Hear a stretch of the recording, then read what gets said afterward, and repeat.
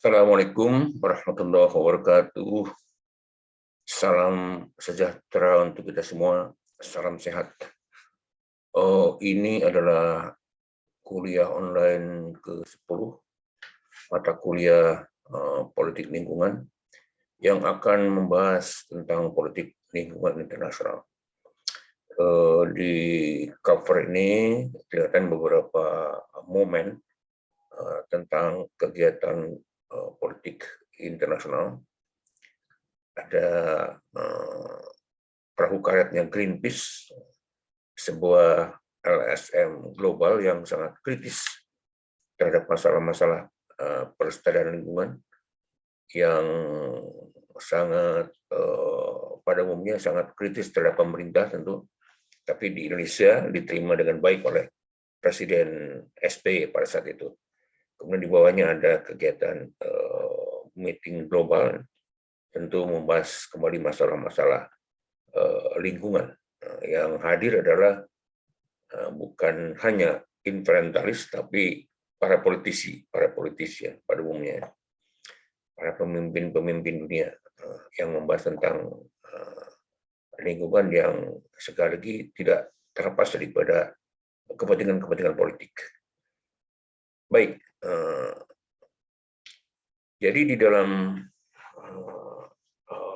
masalah lingkungan itu tidak terlepas dari hukum sebab dan akibat atau cause and effect internasional. Ini kalau kita ingat di perkuliahan awal kita telah membahas teorinya Barry Commoner, di mana semua ada hubungan, tidak ada materi yang hilang. Jadi yang tadinya barang baik menjadi barang buruk, menjadi sampah. Tetapi pada intinya tidak ada materi yang hilang dari bumi ini. Baik, ini adalah beberapa contoh tentang hukum sebab akibat yang terkait dengan masalah-masalah lingkungan ya, secara global. Ada itu kasus pertama adalah ketika kebutuhan jus jeruk atau orange juice di restoran-restoran di Cina dan di Amerika, di Beijing dan San Francisco.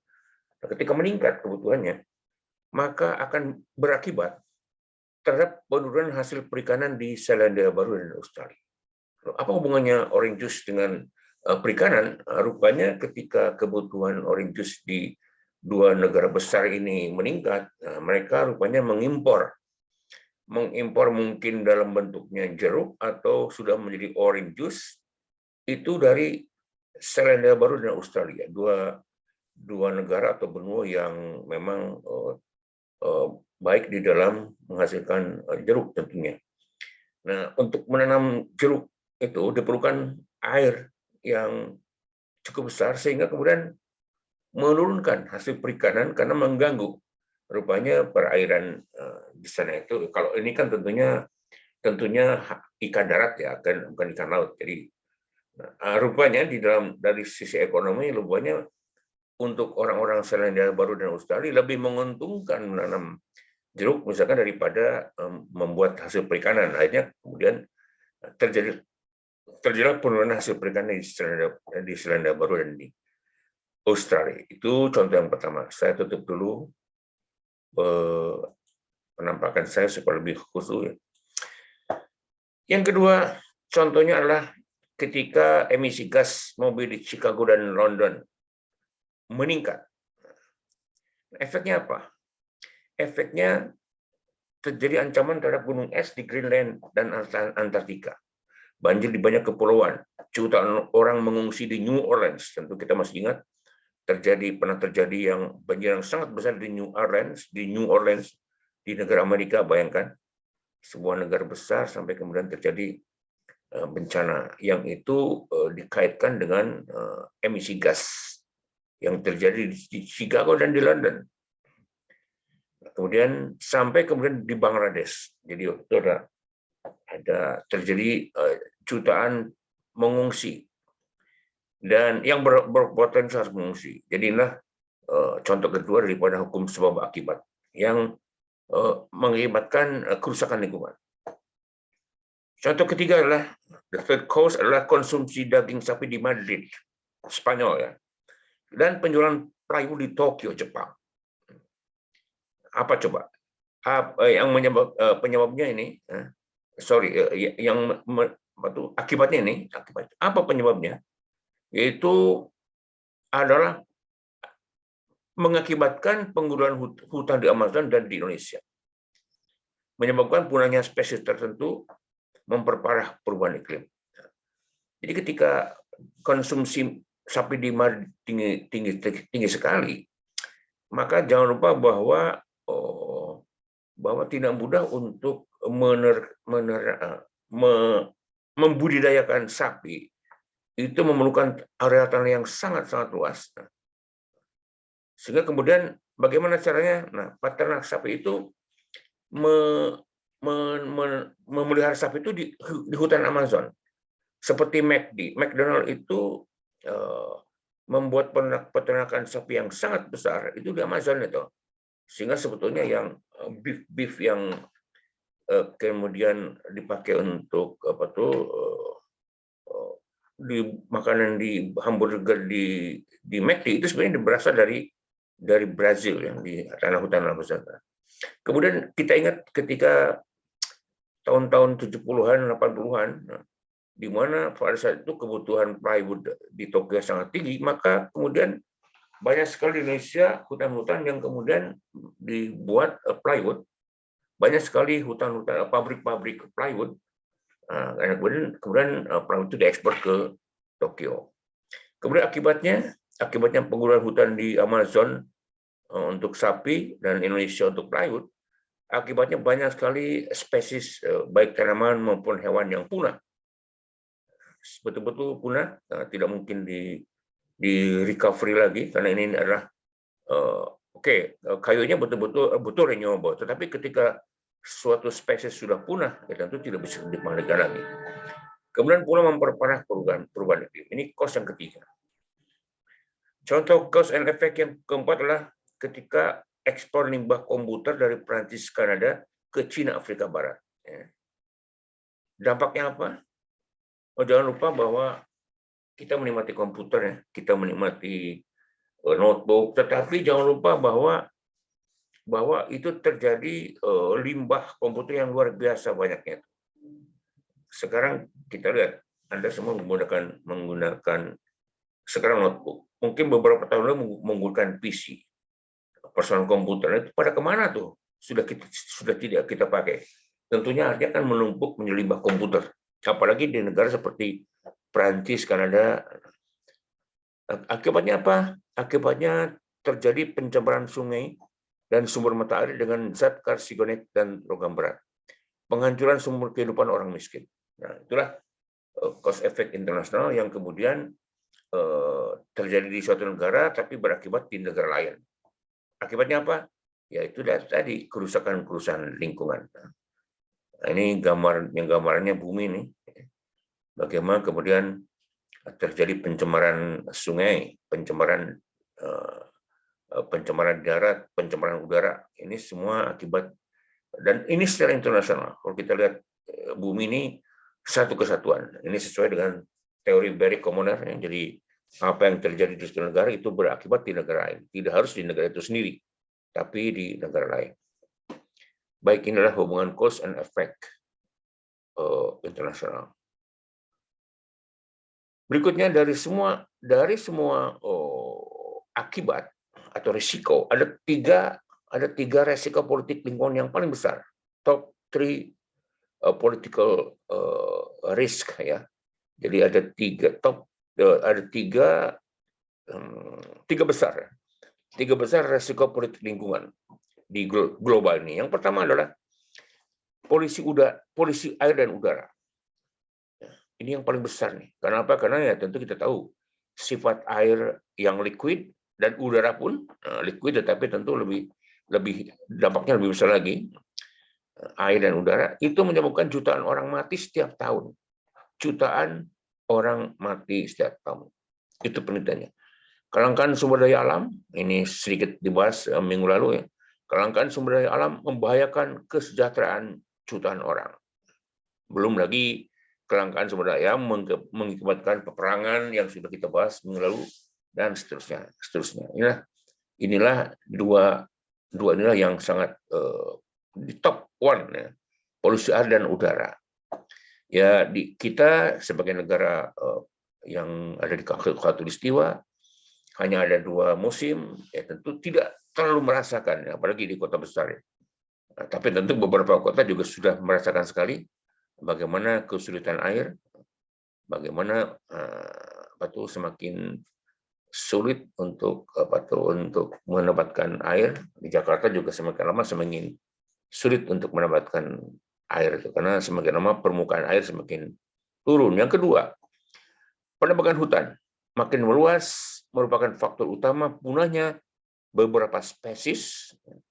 Jadi sudah banyak sekali baik spesies tanaman maupun hewan menggerogoti keragaman hayati yang merupakan hasil dari jutaan tahun evolusi.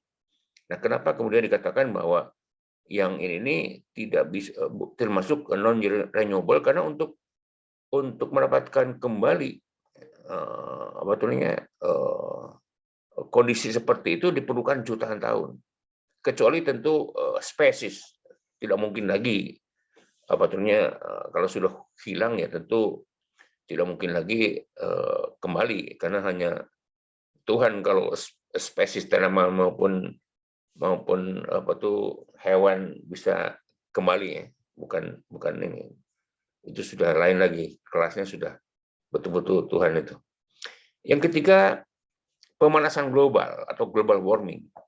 Itu isu lingkungan yang paling dramatis, yang bisa mengancam kehidupan puluhan juta orang, mengganggu pola cuaca, mengubah iklim, sehingga mengganggu industri agrikultur di seluruh dunia.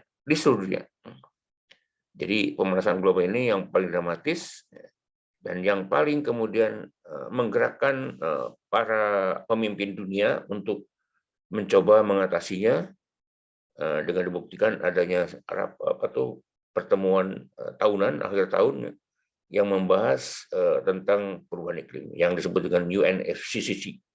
Mungkin masih ingat di kuliah 3 atau 4 ya, UNFCCC yaitu lembaga dunia, lembaga di bawah PBB yang mengadakan rapat setiap tahun dan mencoba berusaha untuk bagaimana perubahan iklim ini tidak terlalu drastis sehingga menimbulkan kesengsaraan atau memudaratkan di kehidupan dunia untuk anak cucu kita ke depan.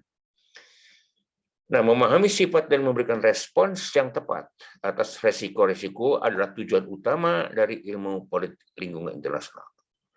Nah, jadi setiap pertemuan UNFCCC itu para politisi itu berdebat, membuat kesepakatan setiap tahun dalam rangka untuk memahami bagaimana menghadapi resiko-resiko global terhadap masalah-masalah kerusakan lingkungan, terutama dikaitkan dengan masalah global warming.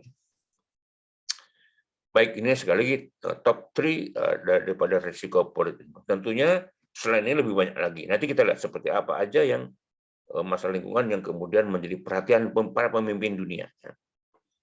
Tentu dari tinjauan politik, kepentingan politik. Baik. Di awal juga sudah diberikan definisi tentang rezim politik lingkungan internasional, yaitu norma, prinsip, regulasi, dan prosedur yang dinegosiasikan untuk mendapatkan keputusan kerjasama kepentingan antar negara dalam hal isu-isu lingkungan internasional. Siapa yang negosiasi? Ya, sekali lagi adalah para politisi. Yang di belakangnya tentu mendapatkan backup atau support daripada ahli-ahli lingkungan tentunya ya, karena kalau sudah bicara lingkungan tentu yang punya kredibilitas atau kredibel adalah para ahli lingkungan, tetapi untuk negosiasi karena ada kepentingan-kepentingan politik tentu adalah para politisi seperti yang kita lihat. Yang berbicara di forum itu adalah misalkan seorang presiden, kemudian perdana menteri, kemudian menteri lingkungan hidup, kemudian menteri perubahan iklim dan sebagainya, yang tidak mesti berlatar belakang biologis atau kemudian ilmu-ilmu eksakta, tapi ya itu tadi sebetulnya politisi, karena kalau sudah di forum demikian para politisi itulah yang kemudian bernegosiasi. Kemudian untuk mengatasi problem bersama, negara bekerjasama mendirikan rezim lingkungan internasional untuk menata perilaku individual demi kepentingan bersama. Nah, jadi karena merupakan problem bersama, maka negara-negara itu kemudian mendirikan rezim lingkungan. Contoh, nah ini tadi ya. Jadi kita lihat tadi dikatakan bahwa ada top 3, tetapi banyak sekali yang sudah dikerjasamakan antara negara-negara atau di lingkungan internasional. Misalnya pencegahan hutan asam, kita tahu bahwa kondisi yang sangat buruk akibat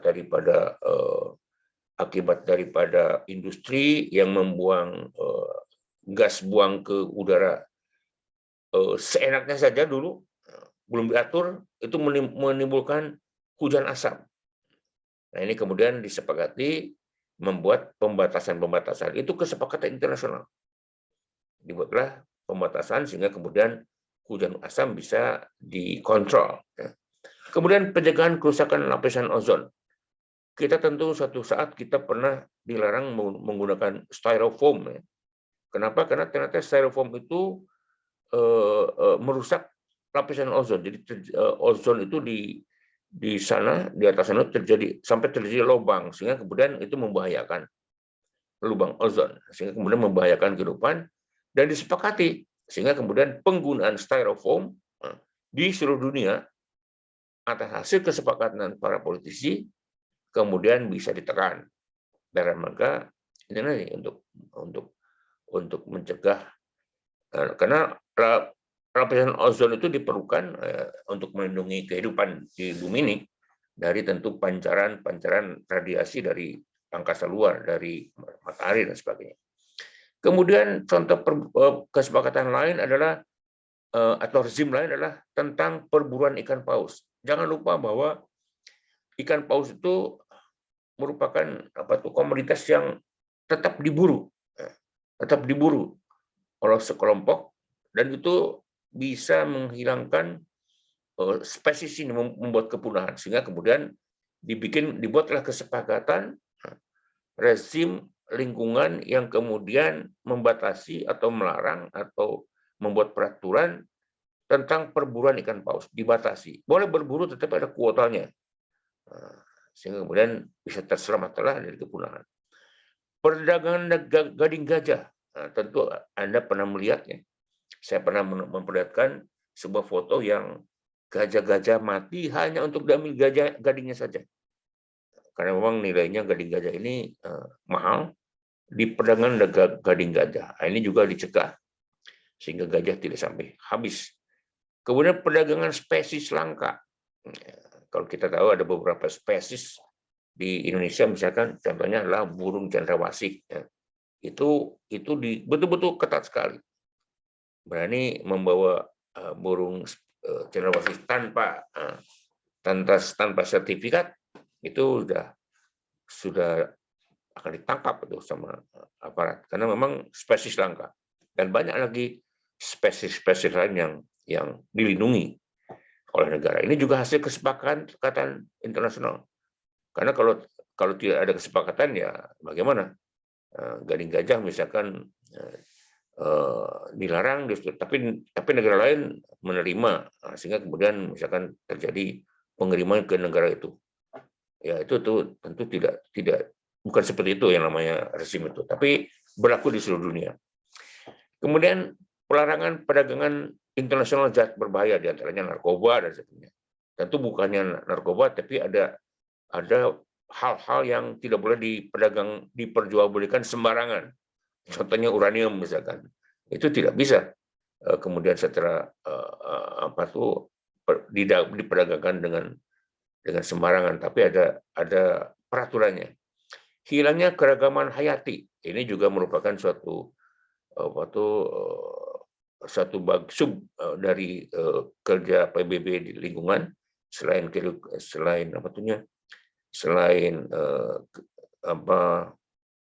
masalah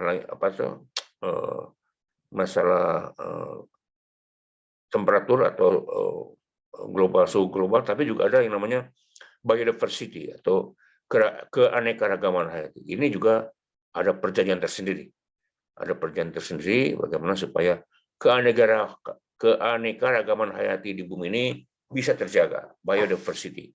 Dan tentu yang paling terkena ya, adalah tentang rezim perubahan iklim yang sudah berkali-kali sama-sama kita bahas tentang bagaimana climate change ini menjadi perhatian para pemimpin dunia dan menghasilkan banyak sekali kebijakan politis dalam rangka menjaga perubahan iklim ini. Baik, berikutnya adalah ini adalah kasus-kasus politik lingkungan yang besar, menonjol dan menjadi perhatian dunia. Kasus politik lingkungan internasional, kasus yang menonjol lah. Mungkin Anda pernah mendengar bagaimana terjadinya tumpahan minyak di lautan. Jadi dulu ya laut tidak terlalu menjadi perhatian, tapi ketika kemudian minyak itu kemudian diangkut oleh kapal-kapal tanker yang sangat-sangat besar, kemudian tentunya tidak tertutup kemungkinan dan sering terjadi dan pernah terjadi, kemudian terjadi kebocoran atau akibat lainnya, maka terjadi tumpahan minyak di lautan. Dan ini sangat berbahaya. Sangat berbahaya karena itu tumpahan minyak di lautan itu bisa kemudian merusak sekian ribu atau mungkin ratusan ribu kilometer persegi itu tertumpah oleh minyak di lautan. Dan itu penanganannya tentu luar biasa bagaimana bisa menghilangkan tumpahan minyak itu di lautan, dan itu tentu berbiaya amat sangat tinggi, tetapi itulah yang sangat menonjol. Dan kerugiannya luar biasa. Bayangkan kalau sampai ribuan ton minyak tertumpah di lautan, kemudian minyaknya juga masih belum diolah, masih dalam bentuk minyak bumi, itu luar biasa. Anda bisa menemukan foto-foto atau video-video bagaimana akibat daripada tumpahan minyak di lautan.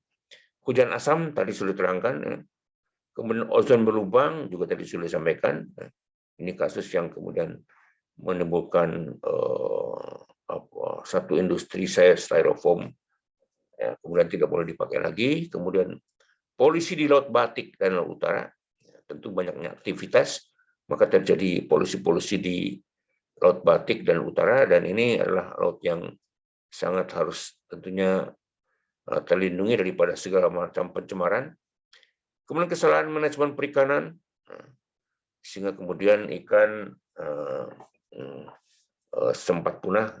Kita masih ingat tentu kasus hampir punahnya ikan tuna, karena ikan tuna itu sangat disukai oleh masyarakat. Kemudian terjadi perburuan besar-besaran sampai hampir ikan tuna itu punah. Tapi kemudian diperbaiki manajemennya, kemudian diperbaiki kesepakatan, sehingga kemudian yang disebut dengan global tragedy of the common itu kemudian bisa dicegah untuk kasus ikan tuna, ya. Karena itu tadi ikan tuna itu tidak bisa dibudidayakan, itu semua alam, sehingga kemudian karena di alam ya tidak ada yang bisa mengklaim ini tuna ini punya orang Indonesia, nggak bisa. Siapapun bisa mengambil ikan tuna di lautan, sehingga terjadi perburuan besar-besaran, dan syukurlah kemudian dunia sepakat untuk membuat mengatur tentang perikanan, tentang ikan-ikan yang terancam kepunahan. Kemudian regulasi obat kimia untuk pertanian. Ini juga sempat menjadi masalah politik yang menonjol. Kita tahu dulu pada tahun-tahun ya 70-an ada yang namanya DDT, ya, obat kimia yang digunakan untuk pertanian, DDT. Jadi bisa merupakan menghancurkan membunuh hama ya, hama-hama terbunuh, tetapi kemudian residu daripada kimia itu, obat kimia itu nempel di tanaman. Nah, sehingga kemudian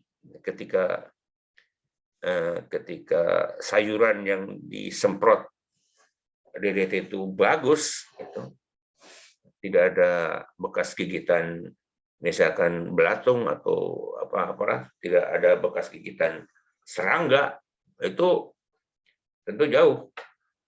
Tetapi ketika diberikan pilihan orang kemudian memilih sayuran yang mulus, itu sebetulnya mengandung residu daripada herbisida itu atau pestisida itu, dan itu termakan, termasuk masuk ke dalam tubuh.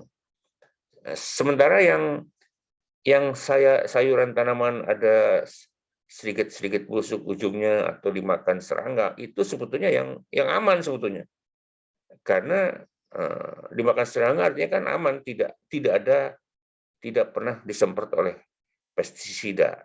Nah, sehingga kemudian itulah, nah ini kemudian makanya sejak itu kemudian ada yang namanya tanaman organik yang ditanam tanpa menggunakan chemicals. Nah, sekarang global lebih menggunakan pembunuh hama dengan menggunakan binatang. Jadi misalkan untuk suatu tanaman yang kemudian hama tertentu itu dipelihara burung yang suka memakan hama itu, sehingga kemudian aman, tidak tanpa menggunakan chemicals. Kepadatan penduduk kita tahu semua, populasi yang semakin meningkat itu juga menimbulkan banyak sekali kasus politik lingkungan. Nah, kemudian ada tiga politisi atau ilmuwan, Keohane, Haas, dan Levy, tahun 1993 menemukan alasan untuk optimis pada kemampuan negara-negara untuk menegosiasikan solusi berkelanjutan atas problem lingkungan global. Jadi tiga tokoh ini, tiga akademisi ini, tiga ilmuwan ini, dengan melihat kecenderungan pemimpin negara, jadi dia optimis bahwa semua masalah itu bisa dihadapi atau bisa disepakati, bisa dinegosiasikan. Walaupun terbukti beberapa juga tidak semestinya. Ya tentu contoh kasus yang paling klasik adalah tentang disepakati protokol Kyoto tahun di Jepang, tapi kemudian ketika puluhan negara sudah tanda tangan sepakat, malah kemudian negara Amerika Serikat malah kemudian ketika Clinton tanda tangan, tapi kemudian presiden berikutnya Bush ya mengingkari itu. Jadi teori ini tidak 100% berlaku tentu, karena itulah yang namanya kepentingan politik. Tidak 100%, ya tentu tidak mungkin 100%, tetapi secara umum bisa dinegosiasikan. Kemudian berikutnya adalah baik, ya kita tentu tahu bahwa terutama masalah lingkungan itu peran LSM atau non-government organization itu sangat besar, sangat besar. Nah, NGO itu bukan hanya berusaha memengaruhi perilaku di level legislatif dan tahap implementasi kebijakan, tetapi juga terlibat dalam aktivitas politik di level negara, membentuk norma dan sikap sosial yang mendukung agenda mereka dan mempengaruhi tindakan politik yang melibatkan negara. Ini penelitian Webner tahun 1995. Jadi NGO itu tidak hanya kemudian ini, tapi juga terlibat di aktivitas di level negara. Jadi rupanya LSM ini bisa menyusup, ya tentu ya buat kita ya baik-baik saja, karena kan ini kebutuhannya kebutuhan kita bersama, ya. Baik-baik saja, oke-oke saja. Tetapi ini menunjukkan betapa luar biasanya upaya dari LSM untuk kelestarian lingkungan. NGO memfasilitasi kemunculan masyarakat sipil global, di mana kelompok privat dan individu bertemu dan berinteraksi untuk mencapai tujuan publik. Ya kita tahulah seperti di LSM global, bagaimana Greenpeace, nah ini Greenpeace itu begitu, ya tentu begitu kuat logistiknya ya, sampai kemudian bisa, wah, bisa punya helikopter, bisa punya kapal, bisa punya perahu karet, ini tentu kecil ya buat Greenpeace ya. Ya tentu itu di belakangnya ada backup daripada sponsor yang tentunya kuat. Bagaimana supaya masalah lingkungan bisa diatasi untuk melawan terus kepada kebijakan-kebijakan yang kemudian merusak lingkungan. Pengorganisasian demonstrasi pada level akar rumput dan kampanye boikot untuk menggeser sikap dan perilaku konsumen adalah alat-alat yang dipakai oleh NGO lingkungan transnasional. Jadi sudah antarbangsa nih ya. Nah, jadi kemudian NGO juga mempunyai kemampuan untuk melakukan demonstrasi sampai di akar rumput. Ya, bayangkan coba di Amerika tuh pernah, di Barat tuh pernah ada kampanye anti boneka Barbie, tentu tahu ya, Barbie ya. Boneka Barbie kan tentu ya, kita terutama anak-anak perempuan ya, para mahasiswi tentu pernah lah tahu lah apa yang namanya Barbie. Itu boneka yang ya tentunya dengan ya menjadi dambaan lah buat anak-anak perempuan itu memiliki boneka Barbie. Nah, boneka Barbie itu dibungkus dengan ya tentunya kotak ya, kotak dus lah, dus. Dan dus itu ditengarai, ditelusuri itu berasal dari pabrik kertas atau pabrik dus yang menggunakan yang merusak hutan. Itu sampai di demo kemudian jangan beli Barbie karena bungkusnya dibuat dari kertas yang merusak lingkungan. Sampai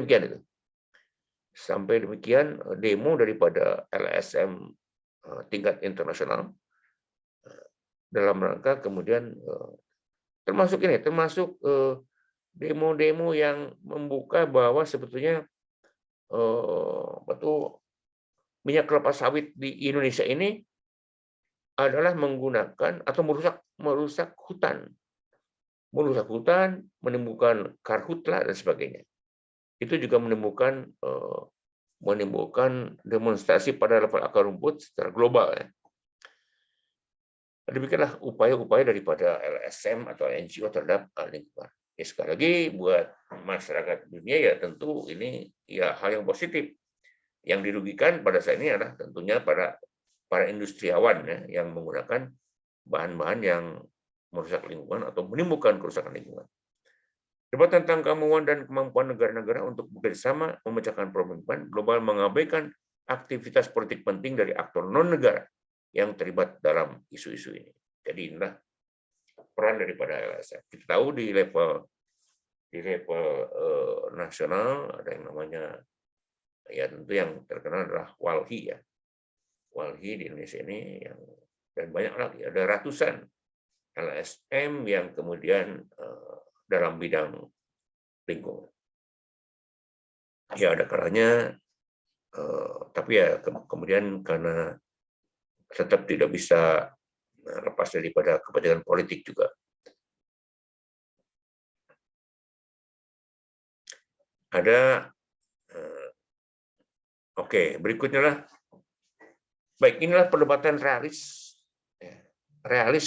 dan liberal tentang lingkungan ya. Bagaimana perdebatan antara realis dan liberal? Jadi ini Anda perlu tahu karena sebagai mahasiswa politik lingkungan ya, tentang apa yang diperdebatkan. Kaum realis itu pesimis, sedangkan kaum liberal itu optimis tentang masalah-masalah lingkungan. Gimana pesimisnya? Untuk realis, kaum realis memandang problem lingkungan sebagai hal yang sulit sekali diatasi. Ya, namanya juga pesimis. Ya. Kaum realis mengkaji pengaruh lingkungan terhadap meningkatnya ketidakstabilan sosial, persaingan dan konflik antar negara. Realis berpendapat pertimbangan utama negara-negara adalah untuk keamanan domestik atas kemungkinan konflik internasional, realis tidak banyak berharap terhadap rezim negosiasi atau rezim internasional. Jadi tetap itu tidak mungkin lah, tidak banyak berharap lah. UNFCCC bersidang setiap tahun, kemudian lain-lain itu tidak banyak berharap bisa merubah terhadap perbaikan masalah lingkungan. Sementara kaum liberal optimis, negara-negara mampu menegosiasikan problem lingkungan internasional, lingkungan global. Ini seperti yang disebutkan tadi itu. Kemudian liberal lebih berkomitmen pada diplomasi, sebab memandang diplomasi sebagai hal yang lebih mungkin dilakukan. Kemudian untuk tujuan negosiasi rezim lingkungan internasional, teori liberal lebih optimis. Nah, inilah pandangan kaum realis dan kaum liberal. Nah, coba Anda perhatikan, diresapkan, tinggal Anda milih apakah Anda termasuk kaum realis atau akan memutuskan untuk ikut kaum liberal antara dua pihak ini. Kalau tadi perdebatan antara realis dan liberal, sekarang perdebatan antara demokrasi versus environmentalisme. Menurut Robert Paelke tahun 89, environmentalisme telah berkembang ke titik di mana ia berfungsi sebagai ideologi progresif tersendiri dengan preferensi ke pembuatan keputusan yang terdesentralisasi, demokratis, dan partisipatoris. Nah, ini menurut Paelke ya. Artinya apa? Environmentalisme itu bagus untuk demokrasi. Menurut Payne tahun 95, demokrasi kondusif bagi environmentalisme. Artinya lebih kecil kemungkinan demokrasi dapat membahayakan lingkungan dan lebih siap melakukan tindakan untuk melindungi lingkungan. Jadi rupanya demokrasi maupun environmentalisme itu sejalan, seiring dan sejalan menurut kedua ilmuwan ini. Bagus. Jadi demokrasi itu mendukung environmentalisme. Ya tentu saja karena demokrasi kan rakyat banyak. Ya. Peran NGO lingkungan internasional dalam masyarakat global menandai peran yang lebih aktif dari warga masyarakat dan konsumen. Berdasarkan pada sejarah politik pergerakan sosial dan pengesahan legislasi lingkungan, muncul teori bahwa demokrasi memiliki hubungan khusus dengan pemecahan masalah lingkungan. Jadi artinya demokrasi itu sekali lagi seiring dan jalan dan mendukung kepada environmentalisme atau pemecahan masalah lingkungan.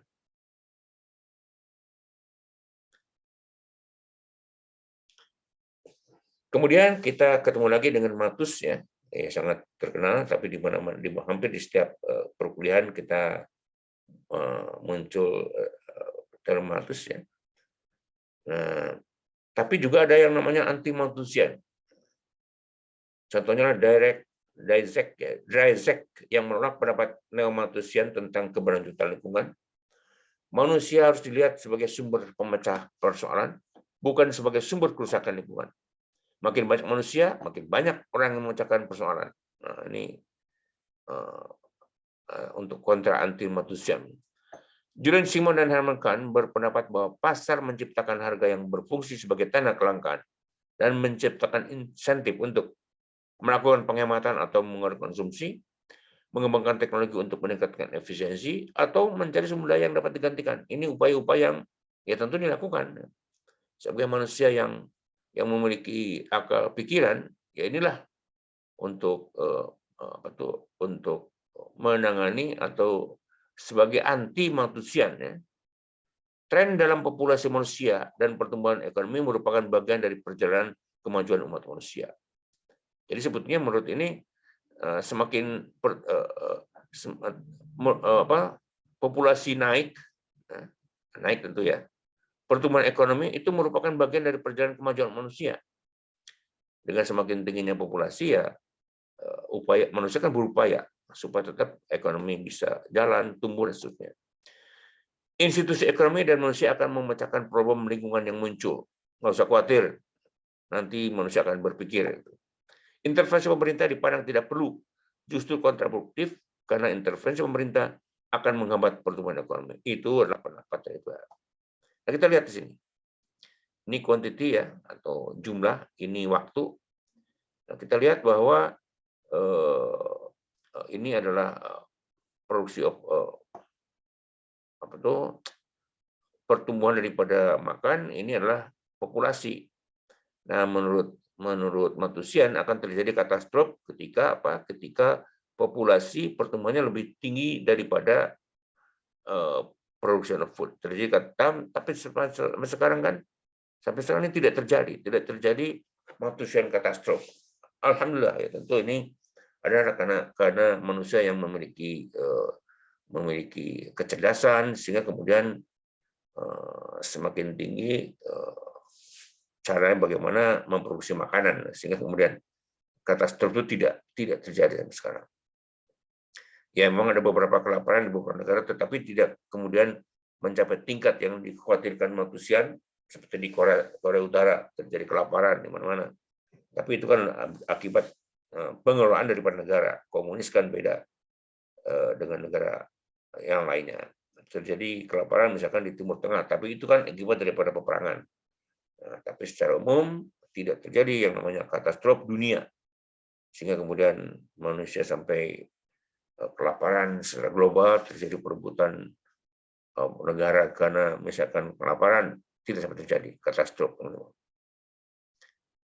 Baik, debat dengan Malthusian dan anti-Malthusian, Paul Ehrlich menulis The Population Bomb tentang dampak sosial lingkungan akibat pertambahan penduduk secara eksponensial tahun 68, ya sampai sekarang tidak terbukti. Meadows, Rader Baron memproduksi The Limit Growth yang memperluas tema populasi dengan fokus pada pertumbuhan produksi dan konsumsi eksponensial untuk mengilustrasikan keterbatasan keseimbangan manusia yang berhubungan dengan lingkungan alam. Kemudian Herman Daly menulis tentang Steady State Economy yang menentang asumsi ekonomi konvensional yang menyederhanakan lingkungan tidak lebih dari bagian dari institusi SDA dari perekonomian yang lebih besar, bahwa ekonomilah yang merupakan subset dari lingkungan yang besar yang memberi dua fungsi kritis yang sering diabaikan oleh ekonom konvensional, yaitu bahwa lingkungan adalah sumber daya dari semua kebutuhan materi dan energi, dan bahwa lingkungan adalah tempat pembuangan sisa atau limbah. Ini yang kemudian menurut Daly ini sering diabaikan.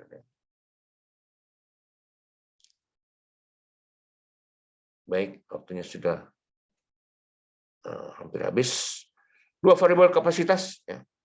Jadi ada dua perspektif teoritis yang menawarkan interpretasi yang sangat berbeda tentang dunia dan hubungan manusia. Ada dua macam, ada kapasitas lingkungan, ada kapasitas manusia. Kapasitas lingkungan untuk memberikan sumber daya dan menyerap limbah, sedangkan kapasitas manusia untuk memastikan sumber daya dan meminimalkan limbah. Nah, dua kapasitas yang penting. Jadi kita ini bermain di dua kapasitas itu. Jadi kapasitas lingkungan untuk memberikan sumber daya dan menyerap limbah, sedangkan kapasitas manusia untuk meminimalkan limbah. Perhatian pada persoalan ini menimbulkan minat pada teori pembangunan berkelanjutan di sepanjang tahun 80-an. Jadi yang namanya pembangunan berkelanjutan. Kemudian pada tahun 83 PBB memberikan WCED atau World Commission on Environmental and Development yang bertugas untuk mengatasi persoalan bagaimana komunitas internasional harus merespon terhadap degradasi lingkungan dan menciptakan kelangsungan ekologis. Jadi sudah ada WCED yang kemudian bertugas mengatasi bagaimana respon daripada umat manusia. Apa itu pembangunan berkelanjutan? WCED yang tadi disebutkan mempublikasikan Our Common Future. Ya. Jadi Anda bisa lihat nanti bukunya. Yang menjelaskan pembangunan berkelanjutan yang memungkinkan generasi sekarang untuk memenuhi kebutuhan tanpa merugikan kemampuan generasi mendatang untuk memenuhi kebutuhan mereka. Sustainable development atau pembangunan berkelanjutan. Jadi setiap kita membuat sesuatu harus dipikirkan apakah ini mengganggu keberlangsungan kehidupan. Seluruh aktivitas ekonomi politik harus memenuhi dua kriteria. Nah, yang pertama ekuitas intergenerasi, dan keduanya ekuitas antar generasi. Jadi kita tidak, setiap ekonomi itu harus memikirkan apakah ini bisa berlanjut atau hanya untuk satu kepentingan generasi itu saja. Tidak bisa lagi sekarang ini. Tapi harus bagaimana anak cucu kita, apakah masih bisa menikmati pembangunan ini. Our common future menegaskan kewajiban global untuk mengatasi baik krisis lingkungan maupun mempromosikan keadilan sosial bagi orang miskin. Nah, ini pada tahun 74 itu ada satu tesis Lifeboat yang menyatakan bahwa membantu orang miskin hanya akan memperburuk problem pembangunan berkelanjutan. Nah, ini ditolak dengan adanya berkelanjutan ini. Dulu teori Lifeboat yang dulu pernah muncul itu bisa ditolak dengan teori ini. Jadi dengan didirikannya WCED, maka inilah yang di Indonesia kemudian kita tahu disebut dengan pembangunan berkelanjutan atau sustainability, ya, sustain. Nah, jadi kalau segala sesuatu itu harus dipikirkan apakah membangun pabrik ini bisa kemudian berkelanjutan, tidak akan mengganggu lingkungan, membangun jalan, semua itu harus dipikirkan apakah akan membuat pembangunan berkelanjutan atau hanya untuk kepentingan sesaat. Nah, baik, itulah perkuliahan yang kali ini, dan mudah-mudahan bisa menambah pengetahuan kita tentang politik lingkungan, dan sebagai ini merupakan kuliah yang beberapa kuliah terakhir menjelang akhir daripada semester ini, dan mungkin mulai minggu depan sudah mulai kita membahas tugas grup, ya. Demikian, assalamualaikum warahmatullahi wabarakatuh.